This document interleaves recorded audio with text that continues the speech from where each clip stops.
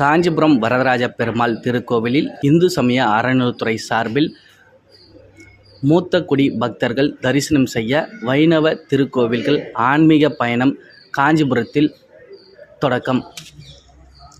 தமிழ்நாடு அரசு இந்து சமய அறநிலையத்துறை சார்பில் அரசு செலவில் மூத்த குடி பக்தர்களை புரட்டாசி மாதத்தை ஒட்டி வைணவ திருக்கோவிலுக்கு அழைத்து சென்று தரிசனம் செய்து வைக்குமாறு தமிழ்நாடு முதலமைச்சர் மு.க.ஸ்டாலின் உத்தரவிட்டிருந்தார். அதன்படி இந்து சமய அறநிலையத்துறை அமைச்சர் சேகர் பாபு அறிவுறுத்தலின்படி காஞ்சிபுரம் மண்டலத்திற்குட்பட்ட பகுதிகளைச் சேர்ந்த 60 வயதிற்கு மேல் உள்ள மூத்த குடி பக்தர்களை காஞ்சிபுரம் மாவட்டத்தில் உள்ள 5 வைணவ திருக்கோவில்களுக்கு அழைத்து செல்லும் வைணவ ஆன்மீக பயணம் இன்று தொடங்கப்பட்டது. காஞ்சிபுரம் வரதராஜ பெருமாள் திருக்கோவிலில் ஒன்று கூடிய மூத்த குடி பக்தர்கள் 50 பேருக்கு குடிநீர், உணவு, சுவாமி படம், பிரசாதங்கள் அடங்கிய மஞ்சள் பை தொகுப்பு வழங்கப்பட்டு சுவாமி தரிசனம் செய்து வைக்கப்பட்டு சுற்றுலா வளர்ச்சித்துறை பேருந்தில் ஆன்மீக பயணம் நடைபெற்றது.